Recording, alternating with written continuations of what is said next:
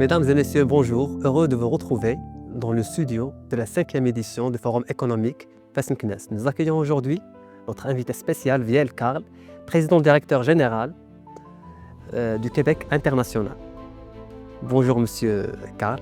Bonjour. On vous souhaite d'abord la bienvenue. Merci, c'est gentil. Pouvez-vous partager avec nous votre première impression sur le Forum économique? Oui, ben, je dirais pour moi, il y a 3 constats là, que je fais. Le premier, c'est la grande participation de la communauté, qu'elle soit ici marocaine, la communauté qui est aussi présente avec le CPC-CAF. Donc, cette réelle volonté de partage, de voir comment on peut travailler ensemble et de regarder des enjeux. Le deuxième, c'est l'ouverture des gens à discuter à l'extérieur des salles, de pouvoir voir comment on peut bâtir des relations. Et le troisième élément pour moi, c'est de voir comment le Maroc accélère sa transformation, comment le Maroc investit pour 2030 et pour les années futures. Donc, l'accroissement de l'investissement pour continuer à positionner et de voir comment le Maroc se distingue de ses autres partenaires, on va dire, africains. Pouvez-vous partager avec nous votre ambition et votre intérêt de venir participer à ce genre de forum? Oui, bien pour nous, il y en a quelques-uns. Le premier, c'est ici pour venir apprendre. Pour nous, c'est important de venir apprendre, de venir voir ce que la communauté, ce que le monde des affaires, les entreprises, les entrepreneurs ont à offrir.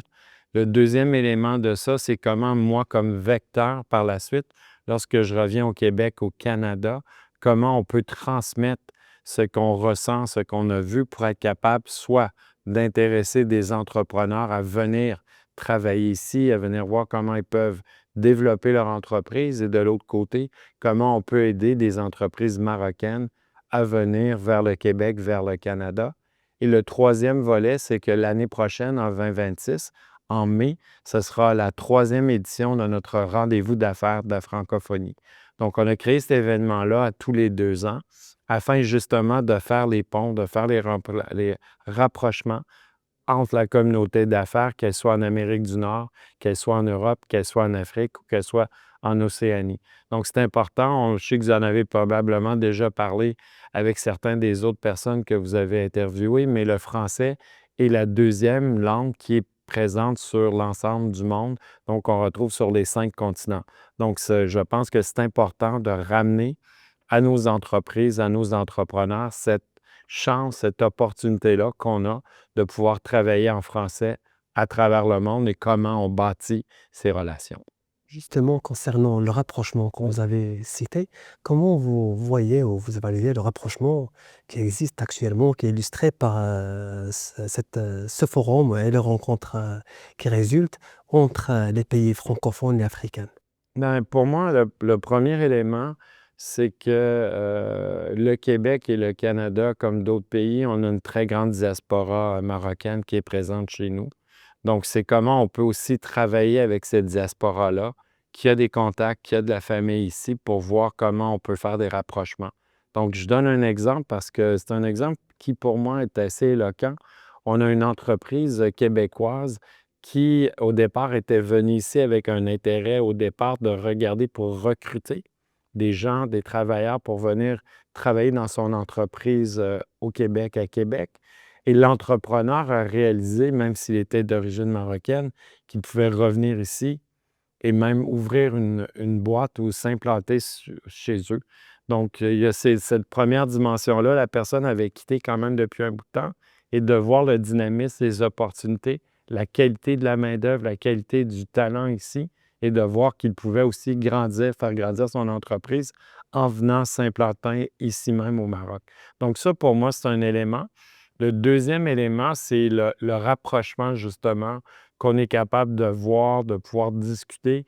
Et en général, ce qu'on voit, c'est que les enjeux que les entreprises, les entrepreneurs font face sont les mêmes qu'on soit au Canada, au Québec ou qu'on soit ici, mais c'est comment on est capable d'y répondre avec notre réalité locale et comment on peut apprendre de ce que les gens font ici pour faire face aux défis et comment ils les intègrent, comment ils les trouvent des solutions et comment nous, dans notre propre réalité, on est capable de prendre ces mêmes défis-là et d'apprendre. Donc, pour moi, il y a le volet d'apprentissage qui est très important. Le deuxième, c'est que même si on est en 2025, les affaires, c'est une relation d'individus, c'est de bâtir la confiance, c'est de bâtir le lien et de savoir que de faire des affaires, ça ne se fait pas en 24 heures. Il faut développer, il faut voir comment on va aider, il faut qu'on comprenne de part et d'autre les différences sur comment on va commercialiser un produit, un service, comment on s'adapte à la réalité locale dans le pays dans lequel on veut aller. Donc, cette chance-là de pouvoir avoir des points de contact, des gens avec lesquels on peut travailler, avec les chambres de commerce, etc., ici, peut permettre de part et d'autre d'accélérer par la suite la commercialisation sur un autre territoire, un autre pays. Comme vous savez, la thématique choisie pour cette édition est innover, coopérer, investir. D'après vous, lequel de ces mots est le plus important? Mais est-ce qu'on y va dans l'ordre alphabétique ou on y va... Non, mais je pense que, tu sais, quand si on regarde le volet innovation pour moi, oui, dans certains des cas, on doit investir, mais c'est pas nécessairement aussi toujours investir en dollars. On peut investir en temps. Il y a de l'amélioration, il y a de l'innovation sociétale qui peut aussi qui peut avoir un grand impact dans plusieurs secteurs de notre société.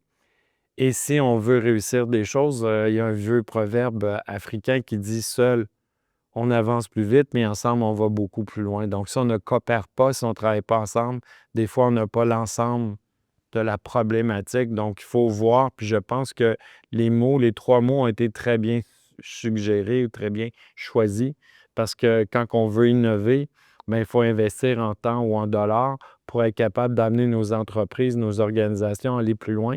Moi, je dis souvent, lorsqu'on cesse d'innover, on finit par reculer parce que les autres vont continuer d'innover, d'avancer. Et en même temps, bien, on est dans un monde où on doit aussi coopérer, puis c'est encore plus vrai aujourd'hui lorsqu'on voit tout ce qui se passe à travers le monde. Si nous, entre francophones à travers le monde, on n'est pas capable de coopérer, bien déjà là, on se met déjà en désavantage. Donc, continuons, continuons d'utiliser la langue française comme notre point, notre élément qui nous distingue et coopérons entre nous pour aider à faire grandir la francophonie d'affaires, la francophonie culturelle, artistique et autres, qui va justement continuer à donner du rayonnement et permettre à tout le monde de pouvoir voir tout ce qui se passe à travers le monde.